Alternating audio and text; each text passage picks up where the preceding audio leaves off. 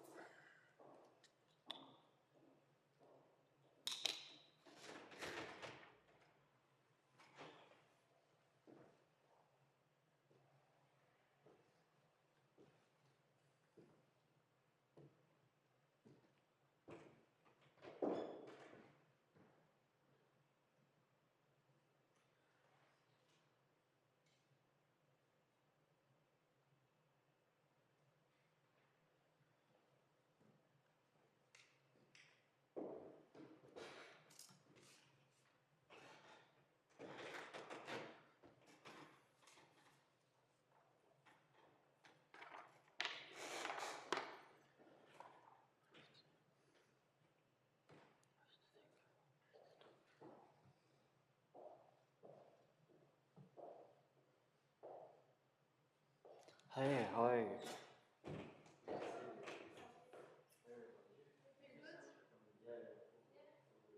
No nervous, nothing? Good? Anyways, I've got some pamphlets.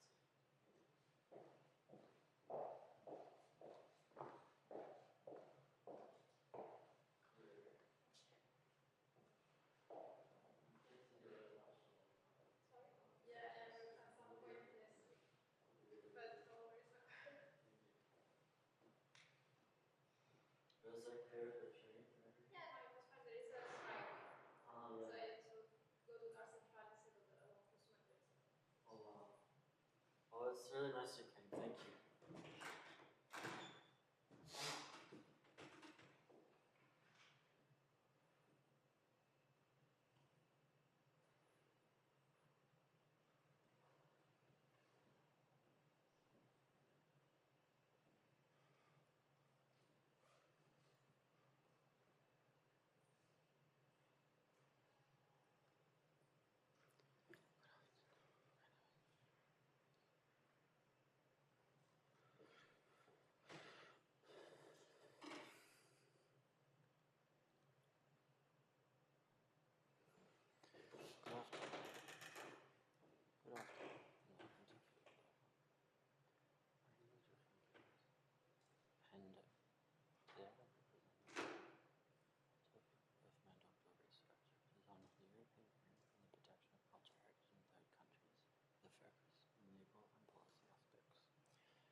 wish to thank my supervisors here, Professor Dr. Jan Martins and Professor Dr. Conrad van Leuven, and I also wish to welcome the members of the examination committee.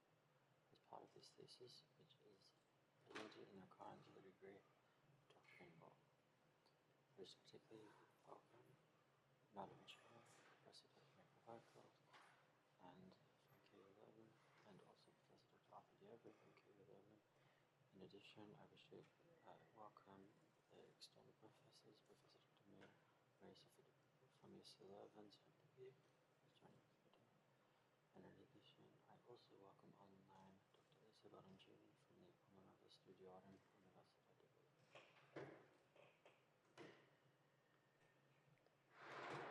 So, we first come towards the research. The outline for today, I will first present you the research design, which you can see in the pamphlets for those attending here, and I will then move on to the findings before I move on to the conclusions. So firstly, the research design. Objectives of the research are that the European Union has a political policy objectives to act externally for the protection, safeguarding and valorization of cultural heritage in third countries. However, pursuant to the EU treaties, the EU can only act in the policy areas for which it has had the competence conferred on it by the member state. The EU is not able to create its own competences to act for policies, including external policies. As far as culture is concerned, and by extension cultural heritage, the EU really has supporting competence, which means that the EU can only support and complement the actions of the member states regarding the protection, the safeguarding and valorization of cultural heritage. However, as you can see here, this is a major problem, because the EU wishes to act externally for cultural heritage, but it has very limited competences to do so. So the crux of this cultural heritage research is, how can it actually act for cultural heritage in other jurisdictions, when in actual fact it is very limited legally, it is very limited to do so. And this is the crux of the research. So the legal justification for this is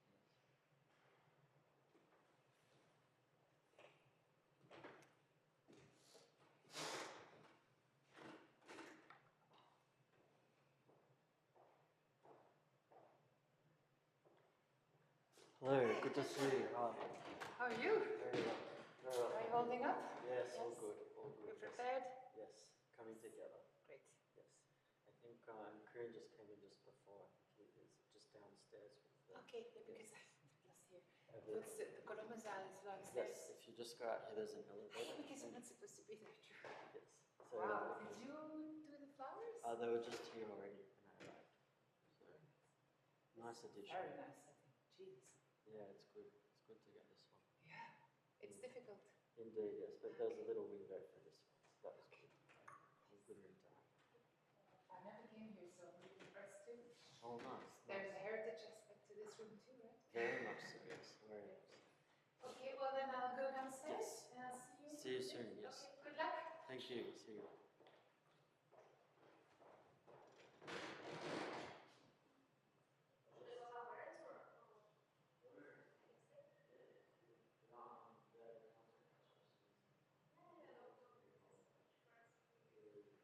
Thanks for coming in.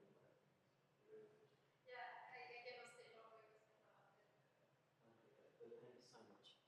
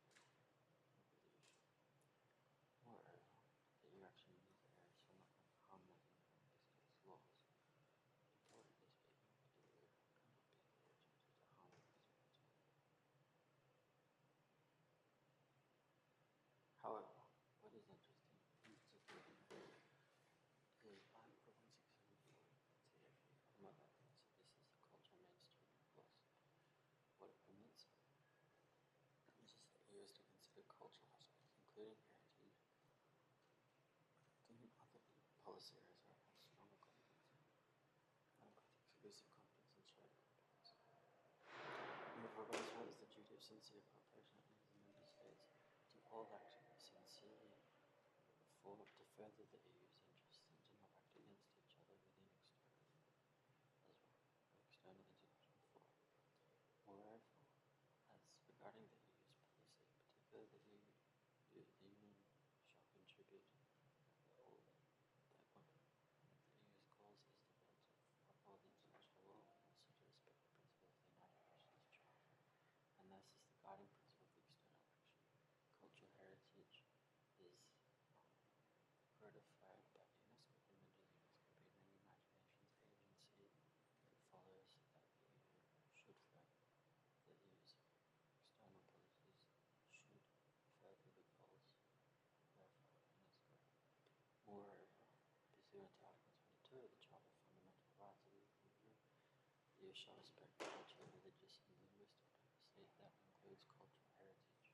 Therefore, it follows that the EU should be respecting cultural heritage in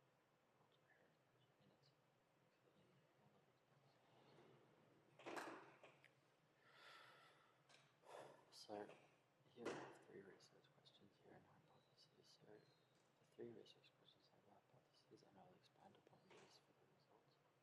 The first research question is, to what extent is the EU able to influence the policy outcomes in UNESCO through an independent body? The second one, urban research, is to what extent is the EU's capacity to act the preservation of cultural outcome is dependent upon the presence of cultural heritage protection clauses in accession agreements.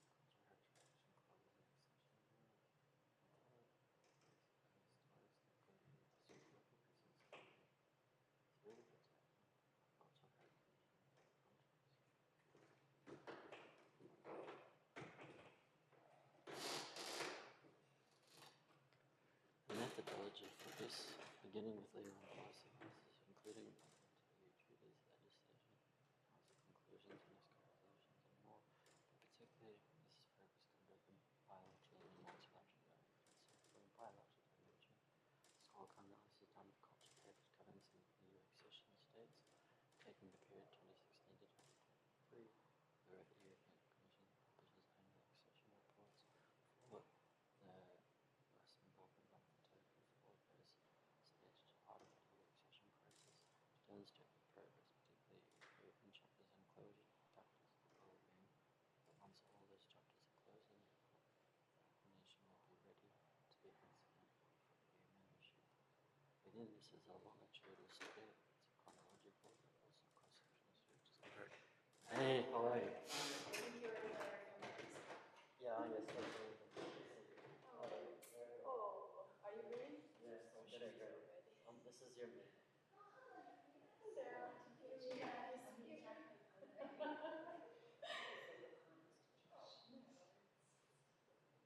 It was my pleasure to work with you. Yes, of course. I was wondering if you remember this guy. Just one of the friends. Yeah, nice to meet you. I was studying. She's studying.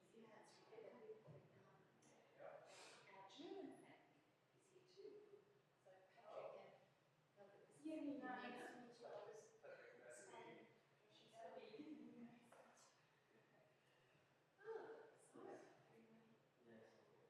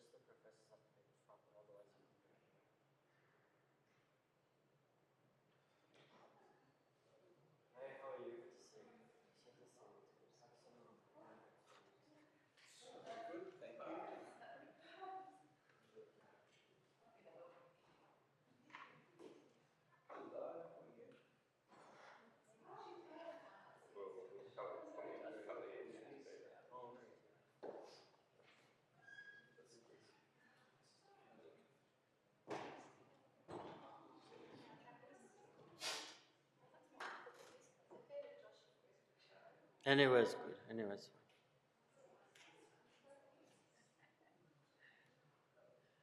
I got feminist in a couple of seconds.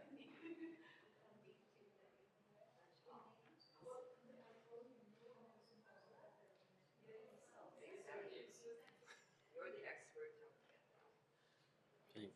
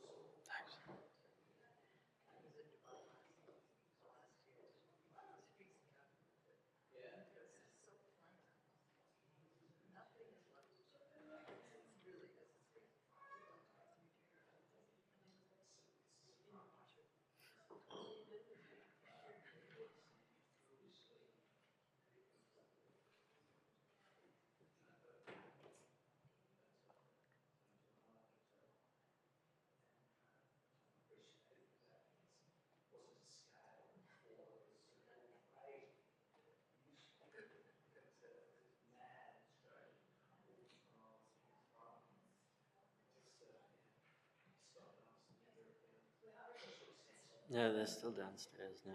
Waiting for the examinations.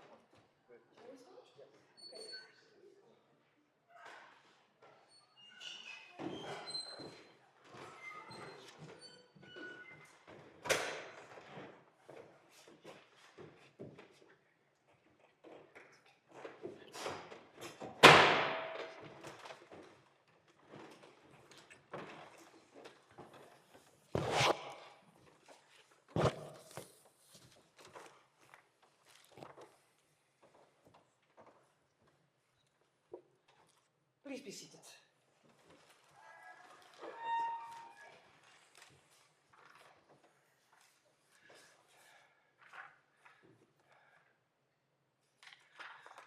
Ladies and gentlemen, dear colleagues, on behalf of the Faculty of Law and Criminology, it is my pleasure to welcome you to the public defense of the doctoral thesis of Joshua Davis.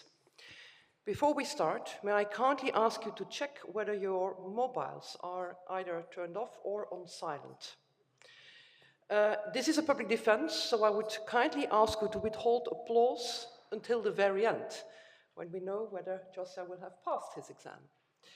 I will, to start with, give the floor to Joshua, because he will first give us a short summary of the result of his research. Joshua, you have the floor. Thank you, Madam Chair. So, good afternoon, everyone, and I would like to welcome you all to Leuven today, and also for those online, for the presentation of the defence of my doctoral thesis, which is titled The European Union and the Protection of Cultural Heritage in Third Countries, with a focus on legal and policy aspects. I wish to thank my two supervisors here, Professor Dr. Jan Wouters and also Professor Dr. Konrad Valen. And in addition, I wish to thank those members of the examination committee here, particularly Professor Dr. Marika Weikart, the Madam Chair, and also Professor Dr. Arthur Dievry from KU Leuven as well. And in addition, I wish to welcome to here the external professors, particularly Professor Dr. Marie-Sophie de Klippel, and also joining us online, Professor Dr. Elisa Barancini. So with that, I will now move on to the outline for today's presentation. So firstly, the research design. I will explain this to you, how I undertook this doctoral research, and particularly how I came towards the findings, and then we will move on to the conclusions. So, firstly, the research design. The overall objective of this research was a problem which is particularly pertinent, and that is that the European Union has a series of geopolitical policy objectives to act externally for the protection, safeguarding, and valorization of cultural heritage in third countries. However, pursuant to the EU treaties, the EU is only able to act in the policy areas for which it has had the competence conferred onto it by the member states. The EU cannot create its own competences to act for any policies, and that includes external policies. The EU only has supporting competences for culture, and therefore by extension for cultural heritage. And that therefore means that the EU can only support and complement the actions of the member states regarding the protection, safeguarding, and valorization of cultural heritage. The big problem is this one. The EU wants to act externally for cultural heritage, but legally it is very limited to do so. The question therefore is, to what extent is the EU able to act externally for cultural heritage given the limited cultural competences of the EU? And that is the crux of today's presentation, the crux of the doctoral research. I now move on to the legal justification. So as I explained to you before about supporting competences, we first have to look at Article 6 TFEU, which states that culture, and that by extension includes cultural heritage, it's a supporting competence of the EU. The EU can only support, coordinate, or supplement member states' actions, but it cannot act itself. Moreover, EU actions in these areas cannot be done to harmonise the member states' laws on cultural heritage. However, with this doctoral research, I particularly have examined Article 1674 TFEU, which is the Cultural Mainstreaming Clause, and that is the clause which allows the EU to consider cultural aspects, including cultural heritage, when acting in other policies where it has stronger competences, including exclusive competence and shared competence, which I'll expand upon further in the presentation. Moreover, the duty of sincere cooperation, that is to say that externally and within international fora, the member states must act in a manner which is sincerely processes the union's goals. And in addition to that, when the EU is acting externally, it must be done in a way which has strict observance to the development of international law, but also the principles of the United Nations Charter. And the EU's external action has to be guided by these principles. And the relevance for cultural heritage is that UNESCO, as a United Nations agency, which is concerned in cultural heritage governance worldwide through international law, is therefore enacting the United Nations principles. And for the EU to follow this, it's also incumbent upon the EU to uphold cultural heritage on the global stage. Moreover, pursuant to the Charter of Fundamental Rights of the EU, Article 22, the EU shall respect cultural, religious and linguistic diversity, and this includes cultural heritage. So it's therefore crucially within the EU to act for cultural heritage externally, not only by the virtue of the fact that it's a fundamental right recognised by the EU, but also due to the fact that the EU must follow the United Nations goals and principles and do so in a manner which upholds these, and cultural heritage is one of those. So I now come to the research questions for which hypotheses were formulated as well, and these were tested in the research. I will expand upon these hypotheses further in the findings, but the research questions themselves, there were 3 of them. So firstly, to what extent is the EU able to influence the policy outcomes in UNESCO through an EU common position?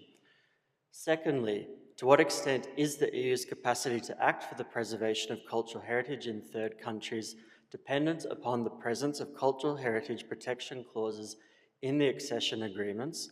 And thirdly, to what extent can the EU pursue global peace and security through the protection of global heritage in third countries? The methodology for this research was the following. So beginning with legal analysis and also policy analysis, but particularly legal analysis of the EU's treaties, legislation, Council conclusions, UNESCO resolutions, and also EU Court of Justice jurisprudence as well. And this was the beginning point, to notice where are the gaps in the legal framework and how these need to be formulated, and the manner in which there needs to be empirical research done in order to cover this. So when I examined external action, I did so from a bilateral dimension and a multilateral dimension. So firstly, to the bilateral dimension. This involved the examination of the EU's accession process, but particularly the accession reports which are done. These are published annually by the European Commission, in which the states which wish to join the EU have assessments done. These are large reports with chapters, and once all of these chapters are considered closed, then the candidate state is considered ready for EU membership. These reports are published annually, and I did a study between the Western Balkans and Turkey, which allowed for cross-sectional analysis, but also examining the period of 2016 to 2023. What this allowed for was a longitudinal analysis, allowing to see chronological evolution and to notice the changes over time, if there was progress, if that was a static level of progress, or if there was even a reverse in progress which had occurred. Moreover, from a multilateral dimension, this particular research examined the EU's participation in UNESCO, and it focused on particular heritage cases. The justification being for these, that in these, there were 3 types of cases which were undertaken. Firstly, that through council conclusions, when the EU passes a council conclusion in which this is non-binding, but it provides a framework for action. Secondly, that of through the council, the expressing of concern as well. And thirdly, when there was no particular council position, but there was the need to have a particular position was required due to an ad hoc arrangement. And falling into these, firstly, for the council conclusions were those in the West Bank and Jerusalem there. Secondly, when it was concern expressed, that was on Hagia Sophia and the Korah Church. And thirdly, on Ukraine, in which an ad hoc level of coordination occurred without there being a specific council conclusion or any other process, a similar process. The empirical research was done with particular relevant actors, which are listed here. And I now move on to the findings. So the findings here are split up between the three research questions. So firstly, for the first question, that is, to what extent is the EU able to influence policy outcomes in UNESCO through an EU-aligned position? So what the findings of this research that I did was that the EU's ability to influence UNESCO's policy is limited by its supporting competences, as I explained earlier, and cultural heritage policy does remain primarily within the jurisdiction of individual member states. And what that means is that the EU does not have the authority to adopt binding positions on behalf of its members within UNESCO, and any common EU stance in UNESCO must rely on member state agreement and coordination. However, despite these limitations, there was a manner in which the EU was able to act, and in particular, the EU is able to facilitate coordination among member states through several mechanisms, which I briefly outlined to you before, but what I'll explain to you here is that Council conclusions, being non-binding political texts provided by the Council, and these provide strategic guidance, and they also express shared political priorities. Secondly, outcomes of Council meetings, and they reflect shared concerns or priorities. And thirdly, ad hoc coordination. So this is outside the formal Council framework, and it's particularly relevant when there's no official EU position in place. Instead, what this means is that the member states are able to align their positions voluntarily, and they're able to present a more united stance in UNESCO. Thus, in conclusion, for the first research question, when testing the hypothesis, the study confirmed the hypothesis that the EU's supporting competences are insufficient for forming a unified binding stance within UNESCO, and that restricts its influence in policymaking. Moreover, it demonstrates that the EU's effectiveness is highly contingent upon the willingness of the member states to align with the EU's objectives in UNESCO. For the second research question, this is on the bilateral dimensions, and that is the extent to which, what is the EU's capacity to act for the preservation of cultural heritage in third countries, and the extent to which is dependent upon the presence of cultural heritage protection objectives in the accession negotiations. So, these were analysed twofold. First, between the Western Balkans and also with Turkey. So, regarding the Western Balkans, the EU successfully leverages the stabilisation accession process, which is what is in place for the Western Balkans, and this is in particular to ensure compliance with cultural heritage governance norms within these territories. I take an example here. In the case of Kosovo, the conditionality of accession was applied, and the Commission reports very much noticed the poor treatment of the Serb minority, particularly in regards to their cultural heritage in the north. This is highlighted in the annual Commission reports, and it provides incentive to Europeanisation. As I mentioned, cultural heritage being a fundamental right of the EU. For Kosovo to join, if this were ever to be the case, it must first be able to respect these fundamental rights, and currently that is not the case. The difference here is between this and Turkey is on the conditionality is on the credibility of accession in particular. So I mentioned conditionality, but credibility is the extent to which a state believes that by acting the certain reforms, that this will lead to it becoming eligible to be an EU member state. In the case of Turkey, this has been a very long, drawn-out process, and the empirical evidence suggests that credibility of accession in Turkey is very weak. So that therefore means that the EU cannot necessarily leverage this in Turkey, and it therefore means that in order to ensure compliance with cultural heritage governance norms, its effectiveness is limited. However, the fact that there is a monitoring mechanism in place does allow for minimal pressure and also allows for the opportunity to shape governance reforms in these candidate and potential candidate countries. And in particular, it also allows for the EU to demonstrate progress and to provide empirical evidence and to benchmark this each year. So that therefore means that the EU is able to insert cultural heritage within the accession process, and the EU's cultural heritage policies do align with its broader peace and security objectives, and it links cultural heritage protection to conflict prevention and also the safeguarding of minority rights, along with the reinforcement of EU values. So what this research confirmed was that the hypothesis that the EU's accession policies do significantly impact cultural heritage protection in the candidate states, as the incentive of EU membership does motivate reforms in governance and protection, but only when there is the credibility of accession as being a phenomenon in place. I now come to the third research question, and that is, to what extent can the EU pursue maintenance of peace and security through the protection of cultural heritage in third countries? And so the EU is able to pursue the maintenance of peace and security through the protection of cultural heritage, primarily through non-binding mechanisms, and these particulars council resolutions and recommendations, but also diplomatic pressure. And the EU integrates cultural heritage protection into its broader foreign policy and peace-building strategies. And this is particularly in live conflict zones and also in post-conflict reconstruction efforts.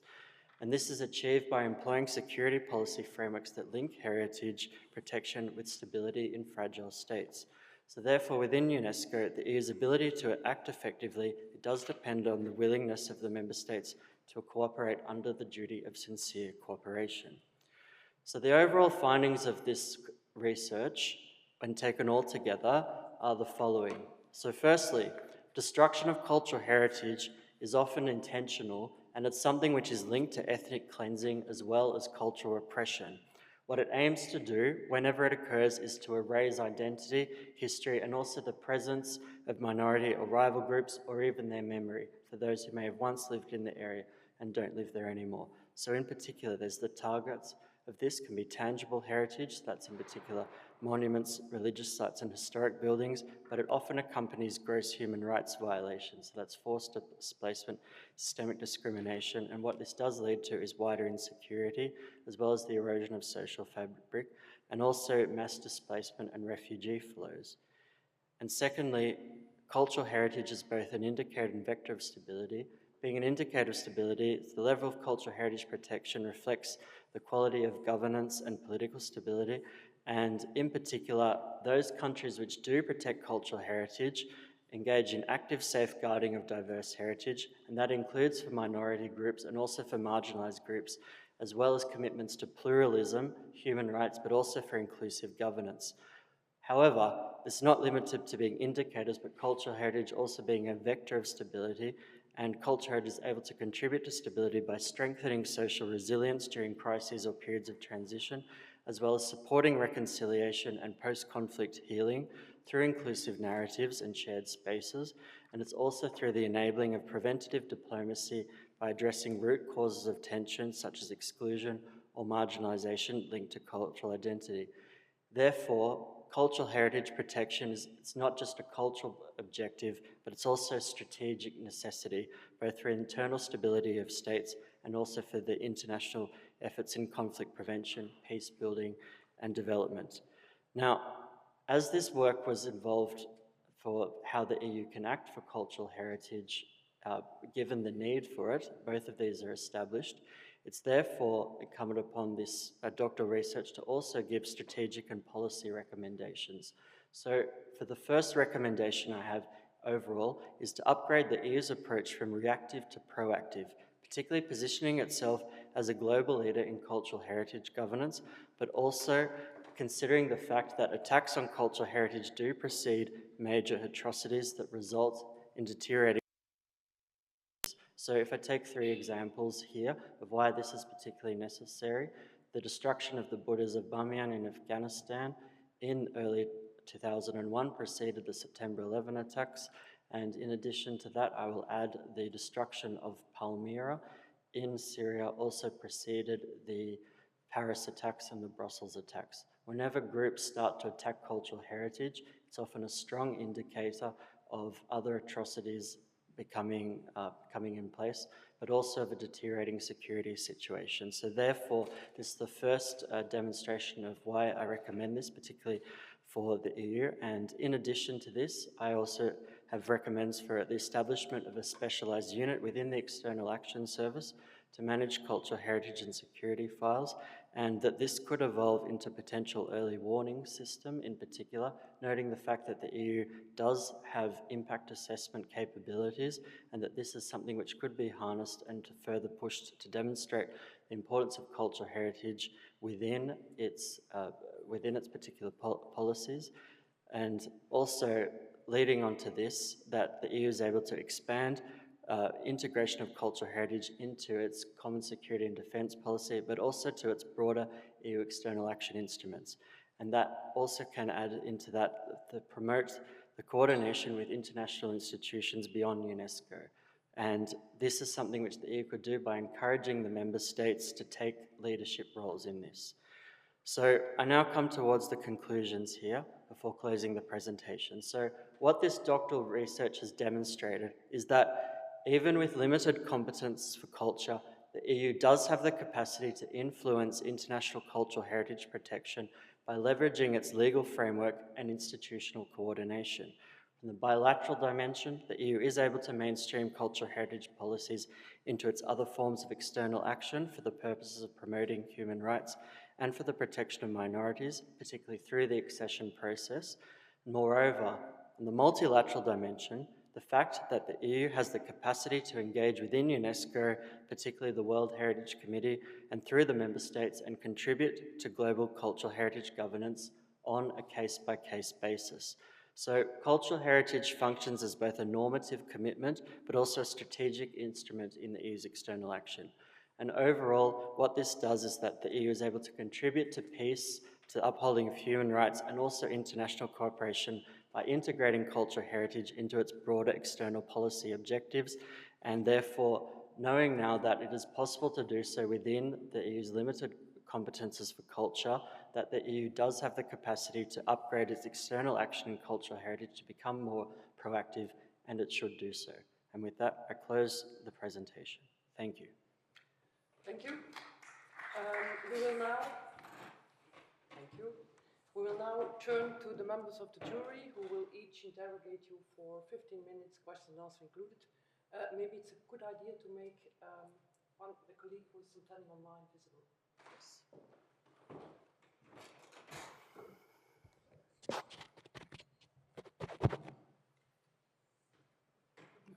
I think if you close your slides, that should do it. Yes.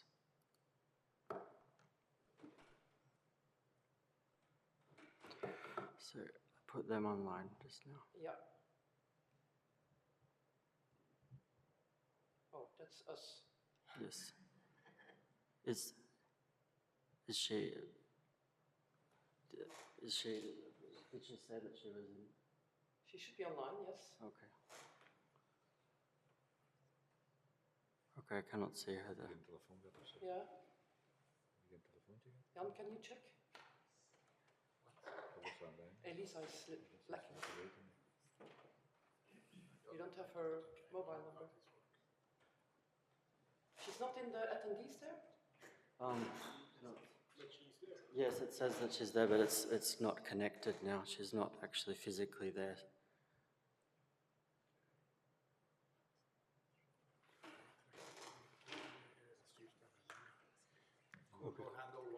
Yeah, we go on. Yeah. Okay. So, ladies and gentlemen, as I said, we will now turn to the members of the jury who will interrogate Josia. You can stand where you stood. That's going to be most easiest. We can talk in the microphone. Thank you. Otherwise, we will not at all hear you. The first one we turn to is my esteemed colleague Jan Wouters, who acts as the promoter. Jan is full professor of international law and international organizations and Jean Monnet chair ad personam of the EU and global governance, and founding and managing director of the Institute of International Law of the Leuven Center for Globalized Governance Studies, and a lot of other things, but I'll be happy to give him the floor.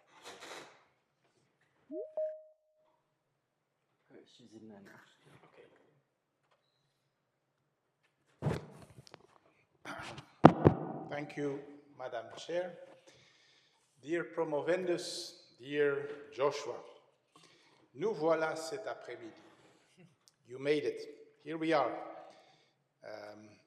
This is a great moment, and I'm very happy to stand here in this beautiful promotion hall where last week, Friday, there was a little bit more, let's say, audience because we gave a honorary doctorate to the United Nations, received by the UN Secretary General.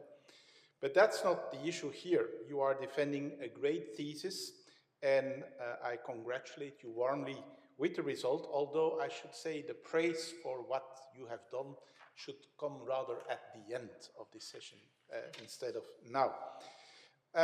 So now it's really the time still to have a dialogue about your research, about your thesis, maybe about your additional thesis. And I want to go back to the basics. The basics are, of course, the fact that the European Union, as an international organization, only has certain conferred powers, and that among those conferred powers, you do have culture, but it's a weak competence, as you have shown.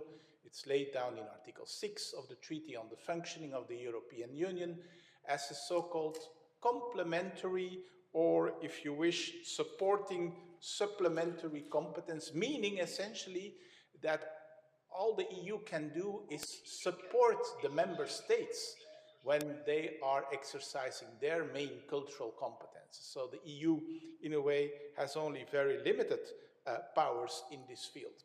We could go back to the origins of that clause, which has to do with the Maastricht Treaty and what have you, but we're not going to do that. I wanted just to ask you, okay, what does this fundamentally mean for your thesis, for your analysis? It's a weak power, but still we see that in the external policies of the EU, they do a lot about protection of cultural heritage and so on and so forth. So maybe there is some kind of, well, asymmetry or kind of discrepancy between what the EU is doing externally, whereas internally they hardly have much substantial competence in that field. And so I wanted to ask you, in that respect, how does that weakness of the internal competence structure with regard to culture affect the EU's external actions? For instance, the treaty-making process. Is the EU really fully empowered to make international agreements touching upon culture and cultural heritage? I'm not sure they are using that legal basis because, for instance, there is this so-called 2005 UNESCO Convention on the protection of the diversity of cultural expressions. You refer to it in your thesis, but you know that next to the member states, the EU itself is a party to that convention. But they didn't use the cultural competence for that. They used their trade competences. And they negotiated in that convention as part of, let's say, a little bit the trade concerns that they had about the effects of cultural diversity policies upon trading goods, services, and so on and so forth. So my question is, how does that weak power in the field of culture affect the external policy, the external treaty-making process? And maybe also, but I don't want to touch too much on questions that our colleague Baroncini may ask about international organizations, like do you think it has an effect upon the external representation of the EU in international organizations like, for instance, UNESCO? I'll stick to that. Thank you. Thank you.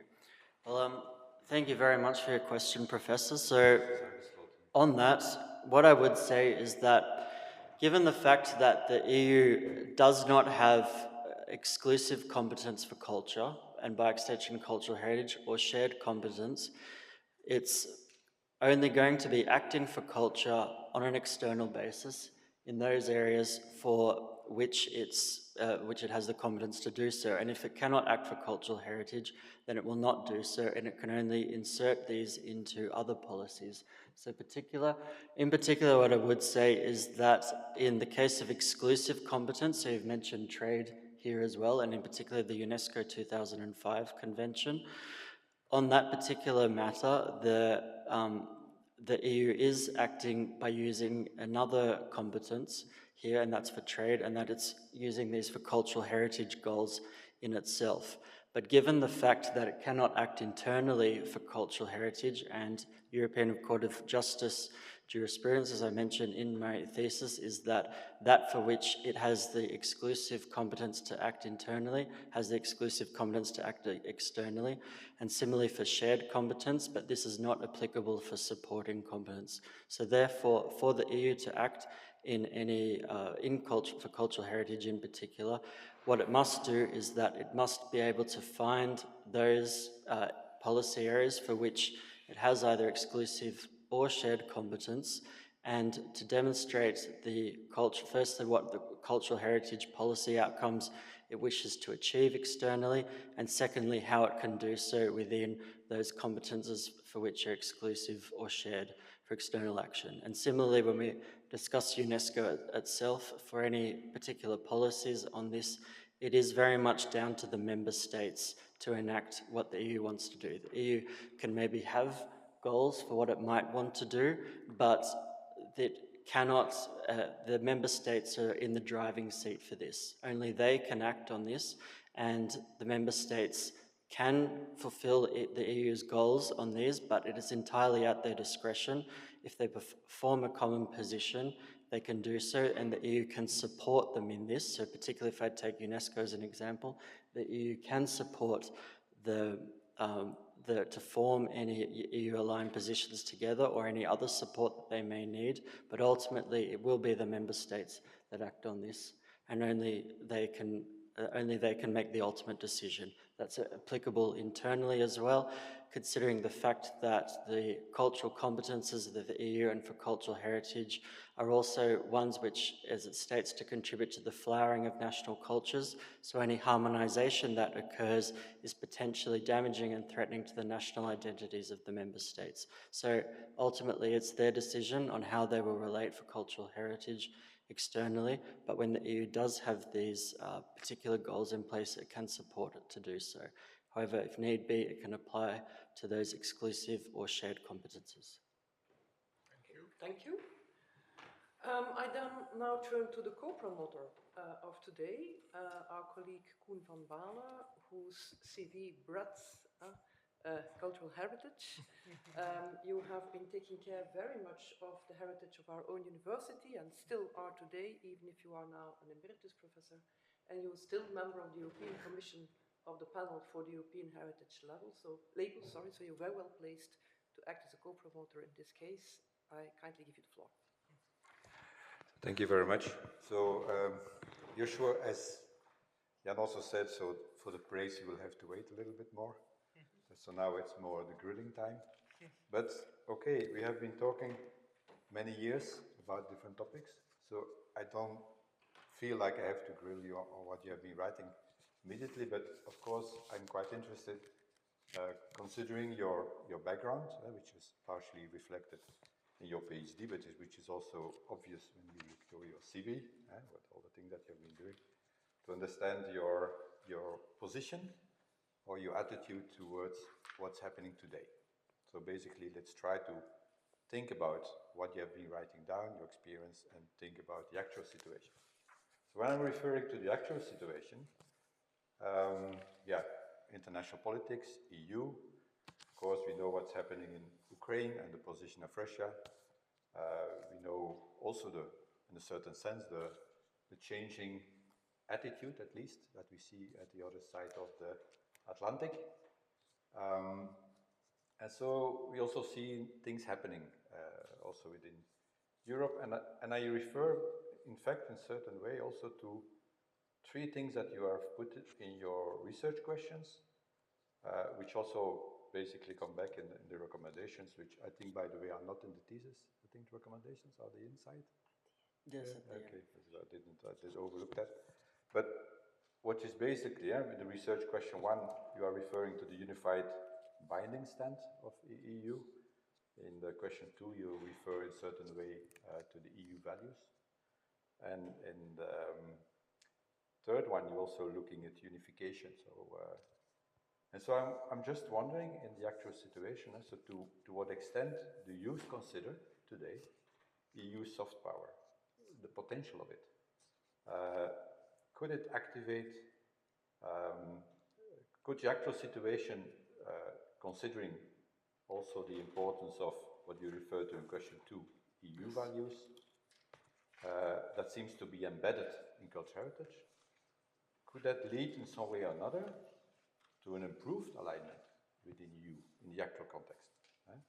On matters that relate to cultural heritage, to culture, or maybe even beyond. So it's a little bit looking what is the impact on the international scene, but does it also reflect something, or may it have some impact internally just due to that international context? So I'm curious to know what you think about that. Thank you, Professor Van Ballen. So that's a very interesting question, that one. And as I've mentioned just before about the EU's limited framework, legal framework for acting for cultural heritage, it does have this external action, and particularly by one of the big changes which is occurring recently is there's more of a trend towards cultural heritage being considered as a human right.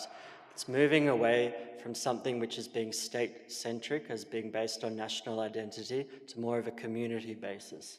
And particularly by having a community basis, firstly, and secondly, by noticing that people have individual rights to cultural heritage, this moves away from the construction of national identities, which is particularly the founding reasons for the cultural competences of the EU to allow national identity to be separate. But when it becomes a right, what that means is that you have far more of a community focus in place, and also a manner of looking at cultural heritage which concerns with the rights to minorities, but also for the rights to communities to engage with heritage, particularly to enjoy it in their own capacity.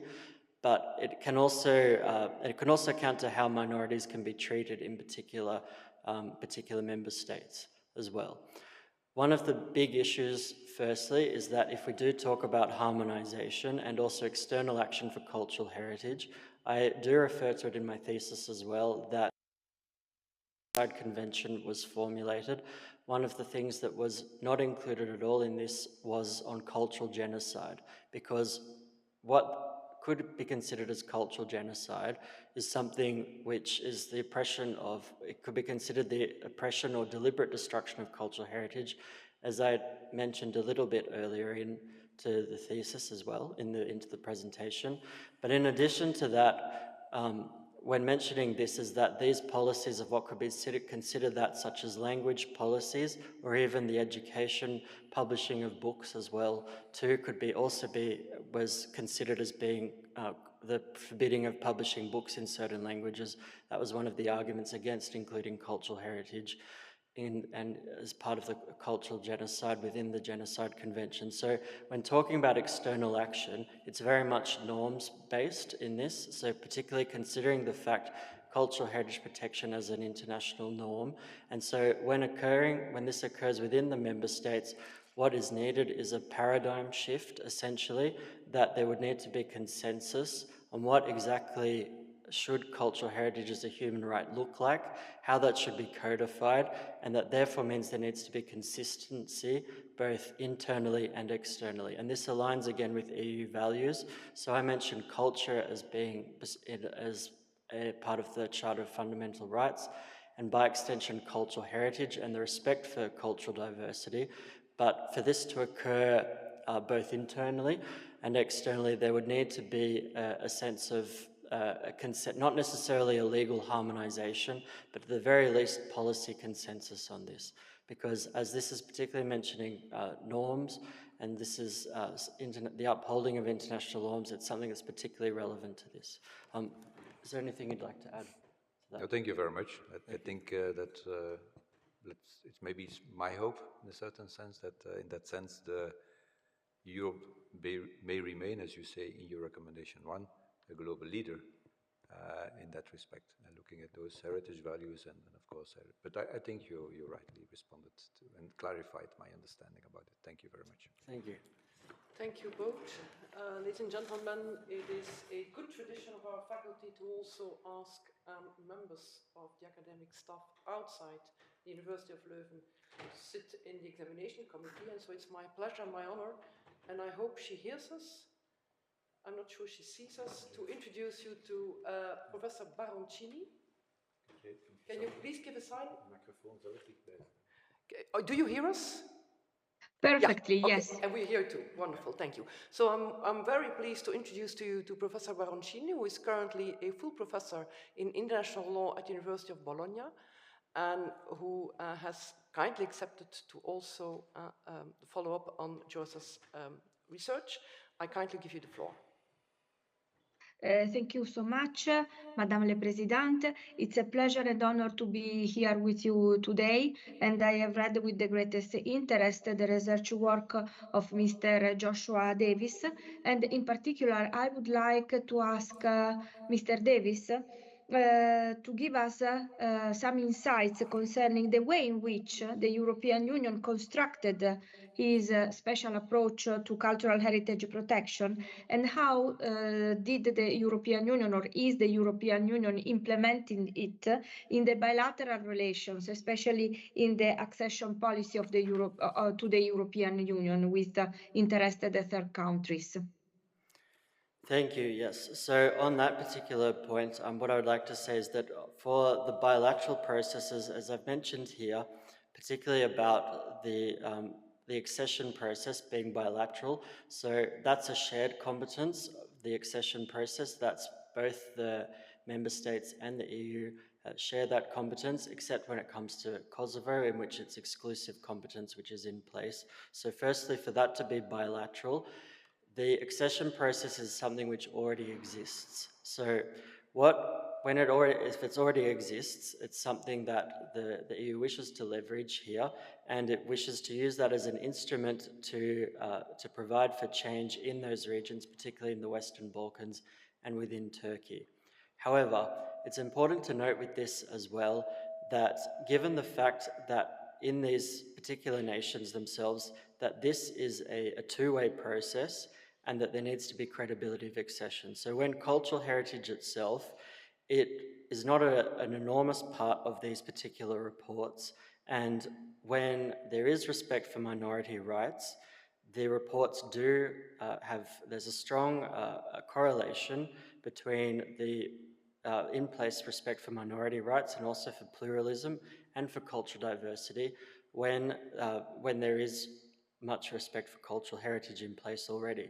However, in the cases of which there is already a lot of abuse of minority rights, particularly for cultural heritage rights, and I cite here not only Kosovo, but also in the case of Turkey, and that's why I took Hagia Sophia as the reconversion of that into a mosque as one of the examples in place, as it's an illustrative of this issue, that by leveraging these other issues and also by using cultural heritage as an indicator of the health of pluralism in that nation, what this means is that from a bilateral perspective, that the EU is able to enact for cultural heritage in this way, and this provides a framework for further applications as well. So one example could be that if you have such clauses that if you say, well, if for bilateral relations with the EU, for example, for an area of exclusive competence, such as for trade, what that could mean, for example, is that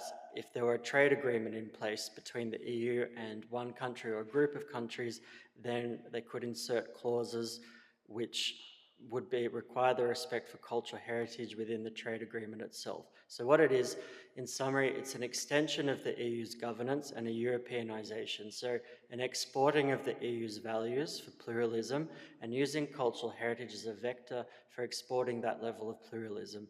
Additionally, noting that when cultural heritage is deliberately destroyed, that it becomes a major security concern. What this means is that the EU, having the capacity to protect cultural heritage, it does have this capacity to affect change within other jurisdictions as well. And so within these bilateral relations, this is something which could be upgraded further. Is there anything else you'd like to ask about that? Thank you so much for all these important clarifications. I wonder whether you can also share with us the part of the research that always concerns bilateral relations, but through the mediation of UNESCO, because you also considered the action of the European Union on cultural heritage in Israel and Palestine within the collaboration, the cooperation with UNESCO. Why is it relevant? What is the situation? So, nowadays. particularly on this one, as I had mentioned about the council conclusions, so there were council conclusions which were put in place by the EU, and these were passed by the council to ask for the protection of cultural heritage in the West Bank and in Jerusalem. And in this particular instance, what had occurred was that these became a policy framework for the EU to act in this. The extent to which it's implemented is something which is not necessarily, it's a weaker form of implementation which can be done, but due to the fact that after these council conclusions were completed, what had occurred was that the files appeared within UNESCO on particularly concerning Hebron, or Hebron al-Khalil as well, and also for Jericho and also for Jerusalem. So once these files begin to appear, that's then the council conclusions themselves enter into the framework in place. And that is something, as there's already the council conclusions in place, it's incumbent upon the member states to enact these, as they're all also within the council. Nevertheless, it is also their discretion to act. So whilst it's a strong recommendation to act, it's not legally binding for them to act. So for when it comes to bilateral relations in this particular area as an issue, what is relevant here to consider is the fact that the EU is encouraged and the member states have decided to do that, but it's their discretion of the level at which they implement that. So there is a gap between the council conclusions themselves and the actions that follow. It's entirely discretionary, and this is similar to the issue with by having cultural heritage as a supporting competence of the EU. What that therefore means is that even though there might be a policy in place, the policies are fairly loose, and their applicability is very much based on discretion and relevance. So if there is a file in UNESCO, then it is relevant, but on other matters, it's open to interpretation. Really interesting. Thank you so much. Thank you. Thank you, Professor I give Yeah, back the floor to the president, yes. Thank you, Professor Baroncini. Our next guest from outside the University of Leuven is Professor Marie-Sophie de Klippelen, who is currently an assistant professor in law at the Université Catholique de Louvain, Saint-Louis, and whose CV also starts to breed cultural heritage.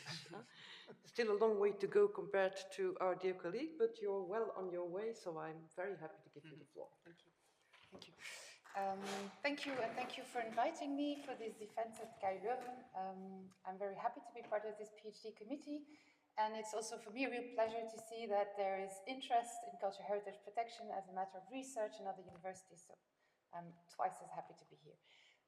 Your work addresses a highly relevant topic, as already said so, the protection of cultural heritage in international relations, particularly within the framework of the European Union and, as Koen already highlighted, at alarming times, given the context of multiple crises, wars, climate change, democracy also in crisis, and that also impacts heritage. And so the three findings that you shared with us and that you shared crossing legal sources and political insights allowed, I believe, for a nuanced and realistic answer to the research question and give actually more fine-tuned understanding of the general conception on the limited EU competences for culture and cultural heritage, especially outside of its borders. And so I appreciated your work here for the doctoral work. I also appreciated to get to know you throughout your work. You were a very dedicated PhD candidate for Hercule, a research center where I was a member of, and I highly enjoyed our discussions then. I also appreciated the valuable additions you made the last months between the pre-defense and the defense, notably on the definition of cultural heritage and your improvements on the methodological question. And just the final, I particularly liked your last chapters on 6 and 7 on the relationship with UNESCO and on the EU accession treaties. And for me, it presented thought-provoking insights, and I would have also liked to even know more about it because it was the original part of your PhD. So in conclusion, I believe you presented a valuable contribution to the study of cultural heritage law and international relations, and I congratulate you sincerely already, even though there's a Laudatio that's following, for all this hard work. I also have some questions. I have 2 and maybe 3, so I know I have 15 minutes, so let's see how it goes. The first question concerns the interaction between human rights, minority rights, cultural rights, and cultural heritage protection.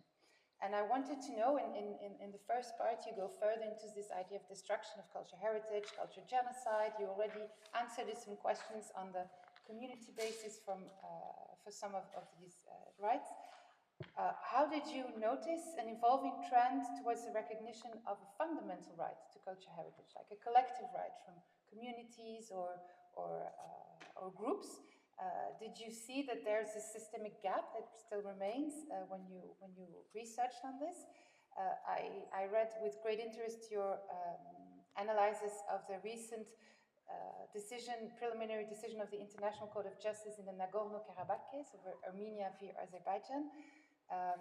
How does it help form maybe something more strong? And then there's another case at the European Court of Human Rights that was probably too short for you to include in your PhD, but I just highlight a part that can be interesting, where the European Court recognizes the strong consensus in international and European law with regard to the need to protect cultural objects from unlawful exploitation and to return them to their country of origin, end of quote.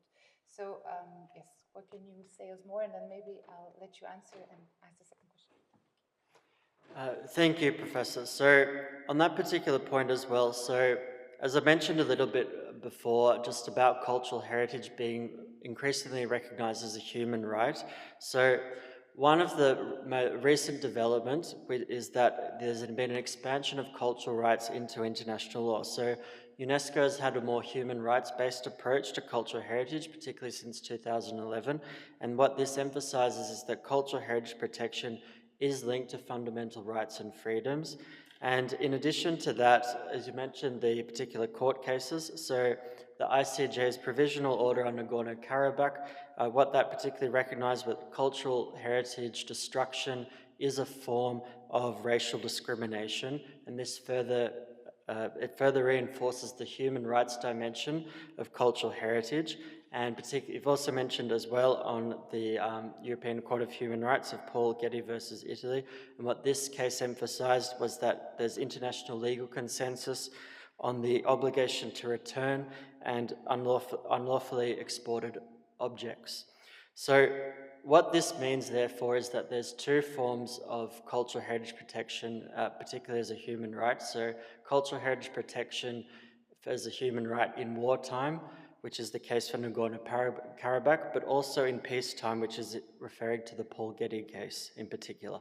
And moreover, regarding particular forms of this, there's the EU's the soft law in place. So I've mentioned as well too, particularly about with on human rights, is that the Council of Europe's Faro Convention, that's the first convention which explicitly linked cultural heritage to human rights. However, the capacity for intervention on this, the steering committee of the Faro Convention can only act on the request of those signatory states. So therefore, for the EU to act in this, there is a particular gap to insert into it, as considering that it's there's a right to cultural heritage. And in particular, you mentioned as well about this is that that because there's these provisional orders with the Nagorno-Karabakh case as well, what was significant was that by linking cultural heritage destruction to racial discrimination, it reinforced the idea again that erasing cultural heritage is a form of cultural genocide, and it also places the legal obligation on the states to protect cultural heritage, even when it's a conflict setting or a contested post-conflict setting. And in addition to that, this can essentially become a precedent for future cases as well. So it's a space in which there could be further legal cases which have similar rulings and further protect cultural heritage in wartime. It's an evolving area, and similarly in the European Court of Rights Paul Getty case as well, that what this also means is that within peacetime, there cannot be the unlawful removal of cultural heritage either. So this is a very recent case of May 2024, and it therefore has some much more wide-reaching implications for human rights to cultural heritage. And you mentioned as well it was the restitution. Yes, but Yep. no, it's fine. Yes. Thank you. Okay, thank you. Thank you Thank for you. your answer. If I still have that, yeah. Okay, and then I wanted to ask you a question on the idea of contested heritage, because when I read your PhD, it's of course what you try to demonstrate that the EU acts to protect cultural heritage in third countries, yet it is as if the cultural heritage it tries to protect is one univocal set of tangible and intangible elements on which everybody could agree that they deserve protection, at least from the EU perspective. But sometimes heritage protects contested elements of the past, less easy to recognize by the state who should protect it, showing actually a discrepancy between legally protected heritage and socially protected or at least recognized heritage. And did you, in your analysis of the EU accession treaties, for instance, notice any different approach with regard from the EU when it came to protecting more contested heritage in third countries? How far did the EU want to exercise influence to protect what form of heritage? I saw, for instance, in the annex you provided us, that very often Armenian heritage is neglected in Turkey. And in your conclusions, you stated, and I quote, "The data supported the conclusion that the EU, through its benchmarking within the accession process, can influence reforms in cultural heritage governance, particularly regarding Turkish authorities' protection of cultural heritage." But how does the EU determine it is heritage if it's not in the eyes of the Turkish government? What arguments did it use? Did you find maybe something? Does it refer to cultural rights, to the World Heritage Convention, maybe even to the Faro Convention you just mentioned, even though Turkey didn't ratify it? Yes. Thank you. And I have a follow-up question, and according to time, maybe I will... Yeah, I think we have to round it after this Okay. question. So on that particular point as well on contested heritage, so the EU firstly, on a global perspective, it is not going to go out and try and redefine heritage and to go and find different definitions of heritage based on the intrinsic value of it. It leaves that particular work to UNESCO. So from the global level, it is very much univocal, and it's going to be a follower on this, and it's not going to push deeply for new definitions of cultural heritage. However, as you did mention in the case of Turkey, so firstly considering, despite the fact that Turkey is not a signatory to the Faro Convention, nevertheless, pursuant to Article 167 of TFEU, of the EU treaties, the EU is, under subsection 3, the EU is required to facilitate cooperation with international organizations, and that does include the Council of Europe, and the Faro Convention is a Council of Europe convention. It follows that for the EU to be bound by these in its external action, and for those countries which are also part of the Council of Europe, which Turkey is, then it will push for these principles to be implemented, and it follows that it will include the example of Armenian churches, but it also can include the rights to the Kurdish language as well, and other Kurdish cultural rights too, and for other minorities, but also any Greek Orthodox minority rights, Alevi rights as well, and in particular, by this definition that the EU is ultimately working alongside Turkey in a bilateral process through this, by looking at these and by stating that cultural heritage is a European fundamental right, and for us to engage in Europeanization, we therefore expect the partner country to also to do so as well, and we would not necessarily tolerate behaviour within the EU of a member state behaving in this particular way. So it's therefore about a set of standards being put in place for the other party in the bilateral agreement to uphold and to diffuse these particular norms. So following through this, the upholding principles of EU law and about diffusion of this as well. So that is in particular why it would follow this form of contested heritage, even though it's not defined by UNESCO, it still would be considered as if it's the accession process and Turkey is to become an EU member, it would be required to address these sorts of policies in particular. Thank you. If you can keep it very short, your third question, and if you could keep the answer very short, okay. you can still go. Okay, thank you. Thank you, Mrs. President. Okay, it's a follow-up question on the idea of contested heritage. It's actually to reverse the perspective. It's to take the perspective of the third countries where the EU imposes actually some reforms of cultural heritage protection. And did you notice when you looked at it some tensions of countries that actually, well, the EU also has, not the EU particularly, but member states have some difficult past with heritage they took from elsewhere, for instance, in the colonial times or in other times. And so it's maybe difficult for third countries to accept in a certain way for them to protect heritage, whereas some part of their heritage might be kept in the EU, if you understand what I mean. Yes. So this particular question is a very controversial topic, but it doesn't mean that it doesn't need to be addressed. So I'm going to address this today. I'll give you just the shorter answer to this, but it's a far more complex one. So the 1970 UNESCO Convention, which forbids the removal of cultural heritage from a territory in wartime.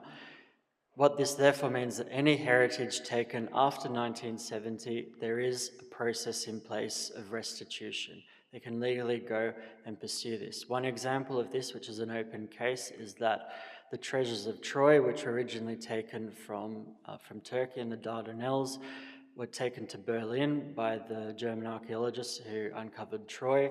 They were housed in the vaults under the Museum Island, which were in East Berlin.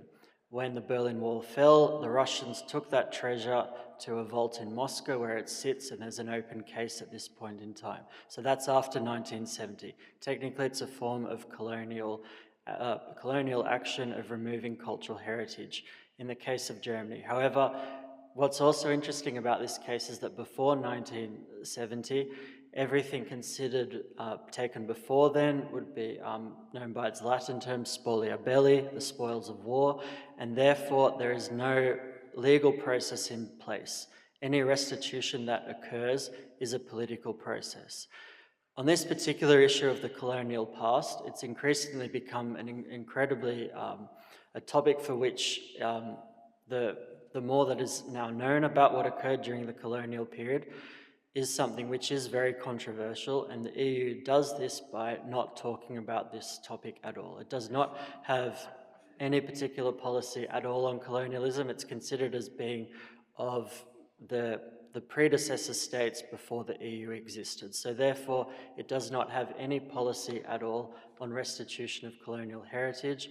And in particular, what this means is that the member states themselves do engage in the restitution, but it's always a political process. So for example, Macron gave back the Kingdom of Dahome's cultural heritage to Benin, and also there was some other heritage given back by Germany had given back some heritage as well, but these are individual member states acts. So the culpability of colonialism sits with the member states. It does not sit with the EU as far as the EU is concerned. So, but it's an evolving topic and it may appear again soon.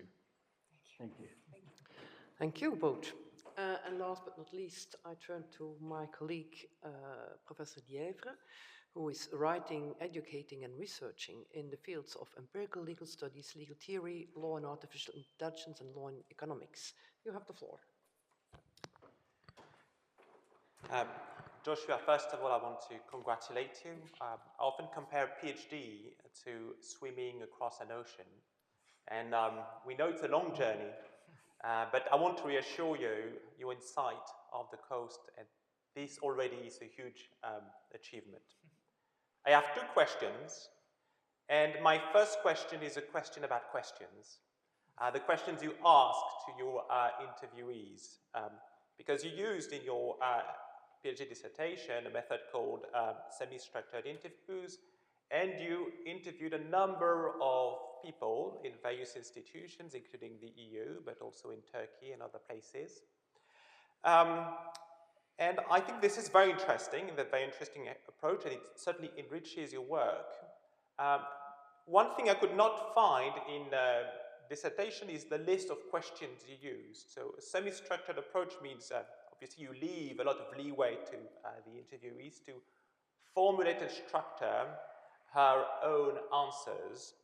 But there is a nice Chinese proverb that says that a question is half the answer. And there is also, I mean, an issue in the social scientific empirical research is that of social desirability. When you talk to someone, especially an official, he may want to tell you a story. He may want to project a certain image of his institution. And the question for you as a researcher is that how do you deal with this? How do you avoid officials, like how do you ensure that they tell you something interesting and something truthful rather than the PR stuff? So that's my first question. And maybe I can already ask my second, because I'm a legal empiricist. And so my second question also relates to methodology. And your second research question, so in your thesis, you try to determine the extent to which the European Union uses conditionality, the carrot of conditionality, so of EU membership, to induce policy changes in the candidate states. And one of the claims of the thesis is that this, to some extent, works. So by telling basically countries, well, if you want to be part of the club, you have to make these set of improvements in your own, local policies. Because these countries want, maybe that's one of the things they want most, to be part of this club. But the question here is one with, this is called the question of, the fundamental question of causal inference, the question of causality, because you may observe, and in your work, you compile these scorecards. So you look over time whether countries are effectively making improvements. And to some extent, they do make improvements. But there is the issue of attribution. Obviously, if there were no improvement, we could say that conditionality doesn't work. But if we see some improvement, can we really attribute it to the carrot of membership, to conditionality? Because it could be something else. I've been to Turkey recently, and I've been to Topkapi and Ephesus, and what struck me was how costly, how much you have to pay to visit these places. Obviously, they've become, very important tourist attractions, a source of hard currencies for a troubled economy. All these sites, they generate income for the country, and this is in and of itself an incentive to improve protection. And then there is also another carrot, which is the carrot of the UNESCO World Heritage Label. If you have the UNESCO World Heritage Label, you're going to attract more tourists, which is another reason to improve protection. So in the end, if we see some improvement in the protection, can we really say this is the EU, this is the carrot of EU membership? That's my second question. So those are both very interesting questions, so thank you. So firstly, on the interviews, with semi-structured academic interviews, the issue of publishing the questions is a very important one, and that's particularly something due to the fact that if you want someone who's going to give you confidential information to speak, you have to give them the confidence that you're not going to divulge anything. So when I used these particular formats for the questions themselves, the ultimate goal is, given that there's a limited framework to act, I wanted to discover the facts on the ground. So particularly, I would ask them what their experiences were, in particular of how certain files were processed and what decisions were made on this. So those are the fundamental questions, but they were open-ended, and the real goal was to get them to talk, and which I used as transcripts as well. So these questions themselves were fairly limited, and they were open to action. But secondly, on the issue of how they would particularly sell themselves, and on the PR on this was a particularly important issue.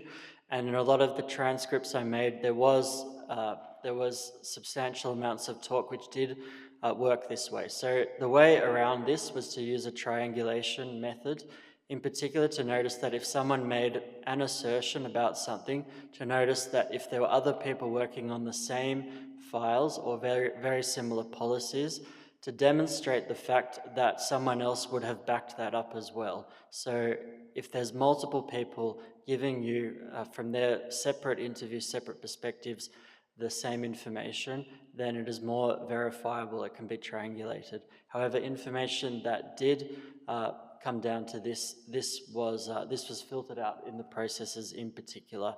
And my goal was to take great care in this, but also noticing that we needed to discover how these files worked and how the actors themselves could work within the limited legal framework for them to do so. Secondly, on the issue of conditionality and on incentives, what's relevant here is to notice is that the EU is ultimately putting in place, has this system in place which is chapters, and so I mentioned here about the chapters. The first primary one is that of education and culture. So on some of those ones, yes, it could be stated that that education and culture, and particularly cultural heritage, there could be other incentives in place, but also cultural heritage is put alongside that by putting alongside as a human right, as a minority. What that means is that the incentives there is across multiple chapters as well for it to do so. So when it does occur in these particular chapters as well, what that therefore means is that for these chapters to be closed, to get anywhere close to integration with the EU, these issues need to be addressed.